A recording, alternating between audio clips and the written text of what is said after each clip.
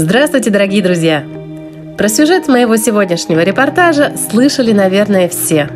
Да и как его не знать, ведь это символ Женевы с конца XIX века, известный уже во всем мире. Сегодня мы с вами будем говорить про Женевский фонтан. Мы узнаем историю его появления, его значение для женевцев, увидим, как он устроен, и приоткроем кулисы. Ну а вишенкой на торте будет то, что нам даже предоставит возможность совершить запуск Женевского фонтана. Честь, которая выпадает не так уж и часто. Мне уже не терпится начать визит. Итак, поехали!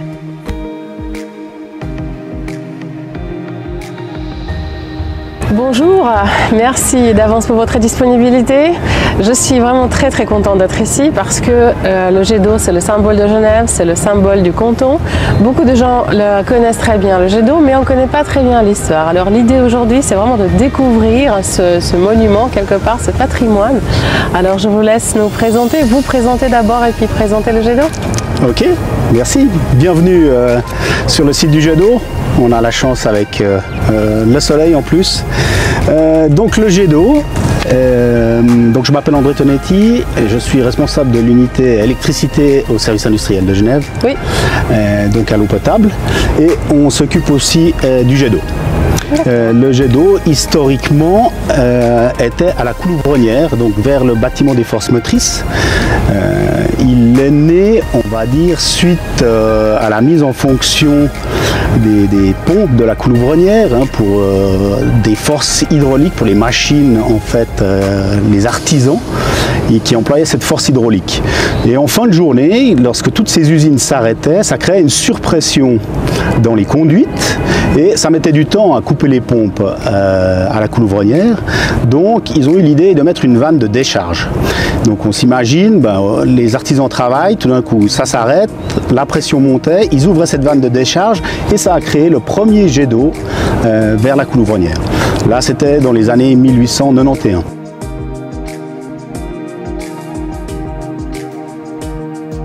Alors au début, il faut savoir que le jet d'eau sortait horizontalement, puis ils se sont dit mais ça va abîmer les berges et on va le faire sortir verticalement. Et comme ça, ils ont vu que petit à petit, en fin de journée, il y avait tout le temps des Genevois qui venaient voir ce jet d'eau. C'était l'histoire du jet d'eau. Ensuite, c'était le début un peu de l'eau courante à Genève.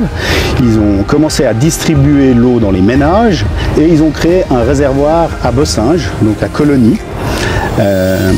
Ils n'avaient plus besoin de cette vanne de décharge. Donc au moment où on arrêtait les usines, la pression montait directement dans le réservoir et remplissait le réservoir.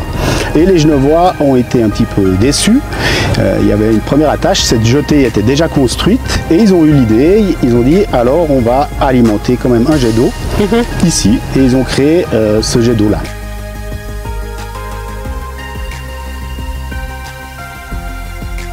Il a été déplacé quelque part. Voilà, en fait, il était déplacé donc du bâtiment qui est un peu plus en aval, le bâtiment des forces motrices, où il y avait ces vieilles pompes à piston de la Coulouvronnière, et c'était alimenté par le réservoir de Bessinge. Donc le réservoir de Bessinge se situe environ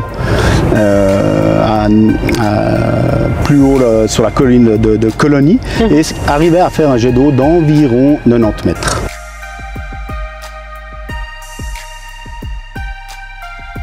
Donc le jet d'eau actuel, combien de mètres il fait? Alors le jet d'eau, dans de bonnes conditions, s'il n'y a pas de vent, il peut monter jusqu'à 140 mètres. D'accord, très bien. Et puis il prend l'eau du lac. Alors l'eau, après, c'est ce qui a changé dans les années 1950. L'eau potable du lac, on va dire, enfin c'était l'eau qui était pompée directement pour le réservoir de Bessinge, ne correspondait plus aux normes de qualité. Ils ont donc commencé à faire une station de filtration au prieuré et après ils ont dit c'est dommage, on ne peut pas se permettre de traiter de l'eau et de l'envoyer en l'air pour le jet d'eau. Donc là ils ont modifié, ils ont fait ce système de puisard. Donc ici on va voir après la machinerie, il y aura deux pompes de 500 kW chacune qui puisent l'eau. Donc ici il y a un double cercle, on va dire, il y a des grilles autour et toute cette partie autour est remplie d'eau et on pompe directement l'eau du lac à côté pour être envoyée en l'air.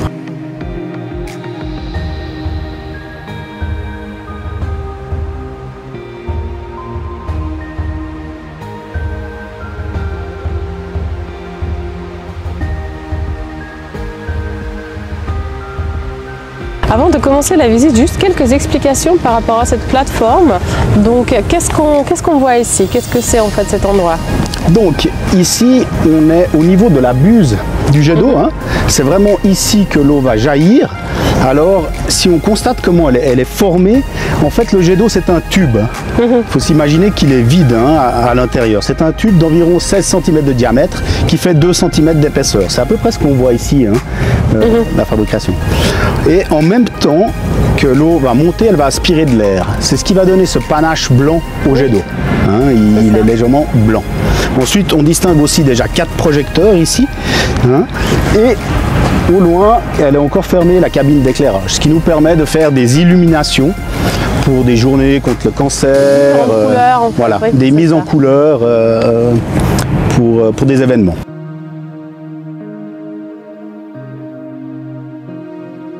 Donc la buse, elle est fermée le soir, enfin la nuit, c'est voilà. ça. Et puis le matin, on l'ouvre pour justement laisser sortir l'eau. Voilà, exactement. La buse est fermée, elle s'ouvre automatiquement à la mise en marche du jet d'eau. C'est impressionnant quand même, ouais.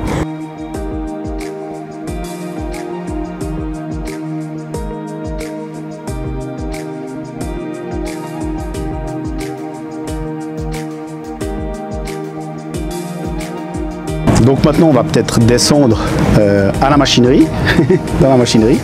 C'est parti, on aller voir les pompes.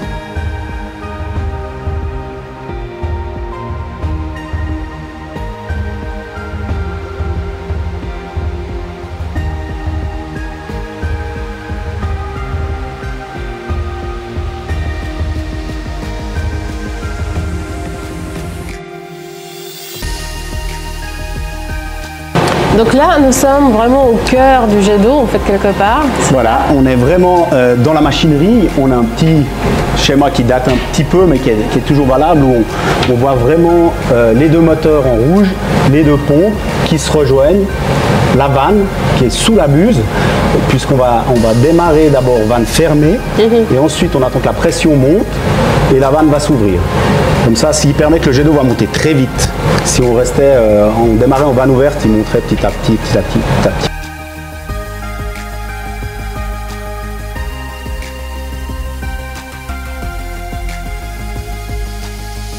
Donc l'eau, elle est puisée directement là-dessous. Ça, c'est la partie pompe. Oui. Et la partie moteur, donc c'est des moteurs aussi qui ont une particularité puisqu'ils sont en 2400 volts. On a donc une cabine électrique qui est dédiée exprès pour le jet d'eau.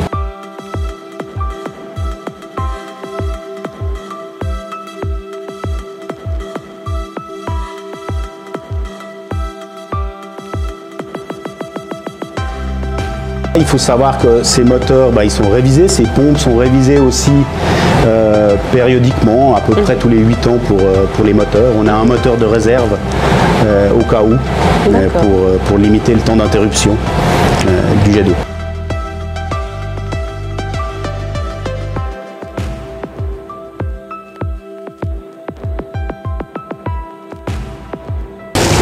Et là on est sous la buse, hein, directement sous la buse, quoi.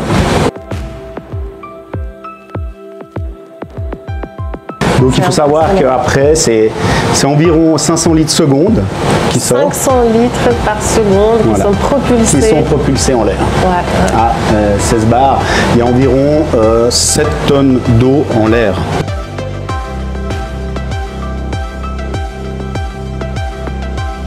Quand on est en période de révision, très souvent on fait ça en novembre. Là cette année il va être arrêté du 1er novembre au 1er décembre puisqu'il y a une révision de pompe. Donc quand on voit la taille de la pompe, la taille d'une locale, il faut s'imaginer, voilà, c'est des travaux quand même assez conséquents. Hein. Et les machines sont faites en Suisse, ça c'est aussi tous les mécanismes. Voilà, alors ça c'était du Brown Boveri hein, d'époque, mais voilà, on les révise et elles sont encore en bonne santé. Très bon état, ouais.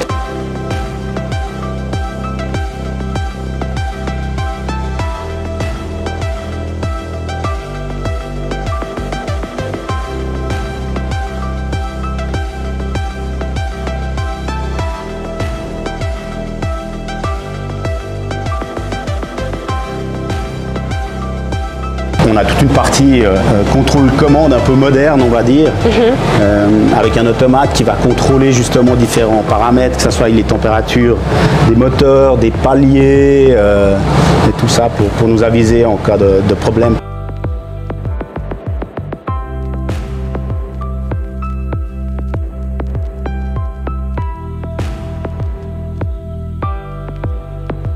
Et c'est qui allume et c'est qui éteint le jet d'eau?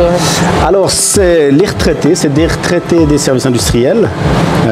Alors historiquement c'était des retraités du service de l'eau, c'était réservé aux bas salaires puisqu'ils sont indemnisés et c'est resté cette tradition. Donc on a 5 retraités qui s'occupent du jet d'eau.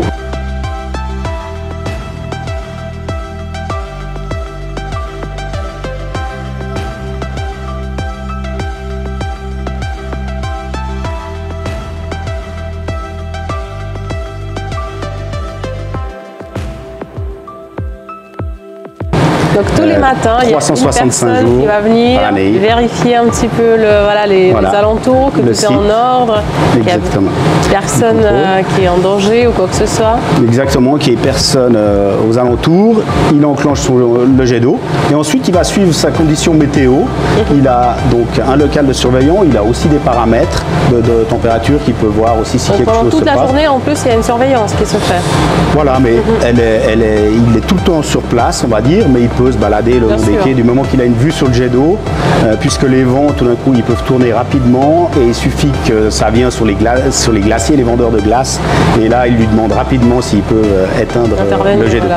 Puisque sinon, il y avait aussi avant beaucoup plus de bateaux ici, et puis souvent, comme ça soufflait, si on remplissait les bateaux, il fallait aussi également l'arrêter.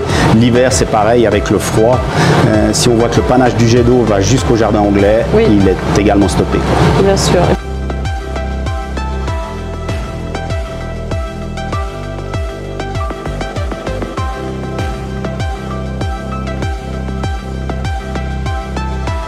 Et le soir, en fait, la nuit plutôt, on l'arrête à quelle heure? Alors ça varie suivant les saisons. Donc l'été, il va fonctionner jusqu'à 23h15. Sinon, actuellement, il s'arrête au coucher du soleil.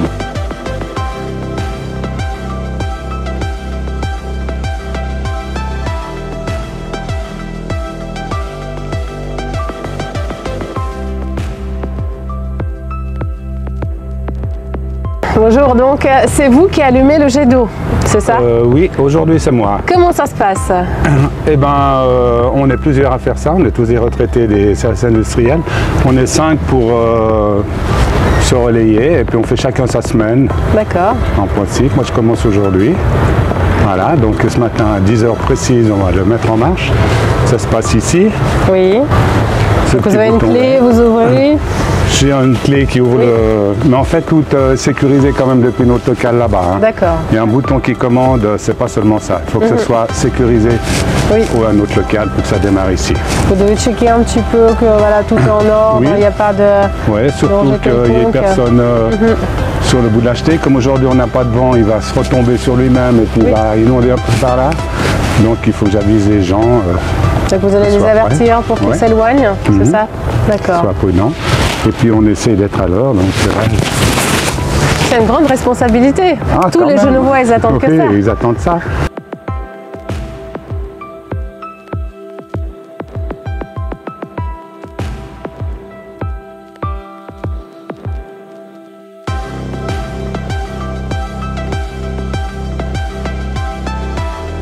Donc pendant la journée, vous gardez toujours un œil sur le jet d'eau pour être sûr que tout se passe bien. On a toujours le jet d'eau à l'œil, à vue. Oui. Toujours à vue, ouais. Parce qu'avec le vent, ça peut changer vite. Et puis comme il est quand même relativement près de la jetée, là, et puis on a un air de bise qui vient quand même souvent ici, et ça peut inonder les quais à ce moment-là, on arrête.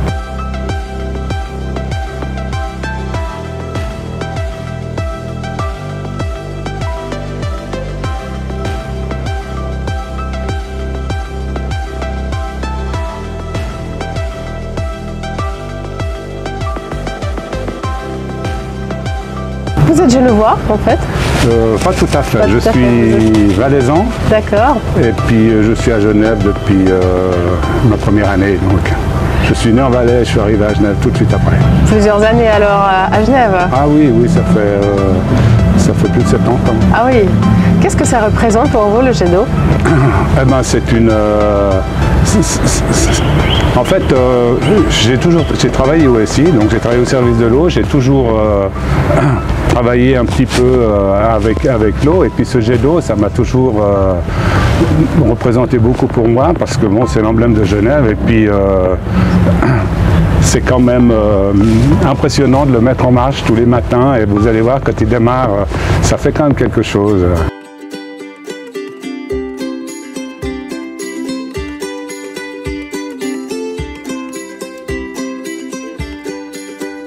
C'est vous qui allez l'allumer? Il paraît. Alors, vous serez précise, hein, je vous dirai dans 2 minutes. Dans 2 minutes. Bon, ouais. Alors je vais déjà me préparer moralement, Voilà, parce que ouais. c'est la grande première quand même dans ma vie. Hein. Je pense que la première et la dernière fois, j'ai l'honneur d'appuyer, de lancer. La dernière, c'est pas forcément. On sait jamais, mais ouais, en tout cas la première, ça c'est sûr. Voilà, je sens la pression qui monte. Alors comment ça se passe juste Eh ben, vous avez un petit bouton vert. Quand vous allez appuyer dessus, ouais. La buse là-bas va s'ouvrir. Oui. Ça va mettre 15 secondes. Après, ça bouillonne un petit peu et puis ça monte. Et puis, ouais, ça fait 15 secondes d'ici que ça démarre. Les gens se précipitent. Oh non, chronomètre. Hein. Je vais vous dire ça en 50 secondes. J'ai l'impression d'être, je sais pas, être employé par la NASA quelque part, et c'est là où ce sera un grand démarrage.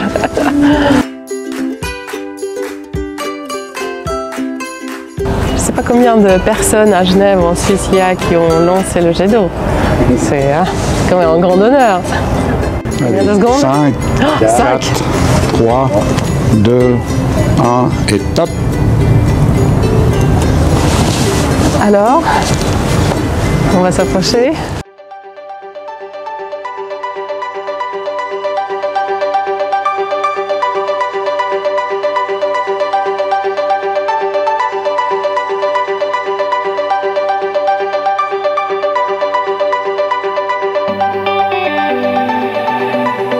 Я сделала это! Je l'ai fait! C'est moi qui l'ai fait!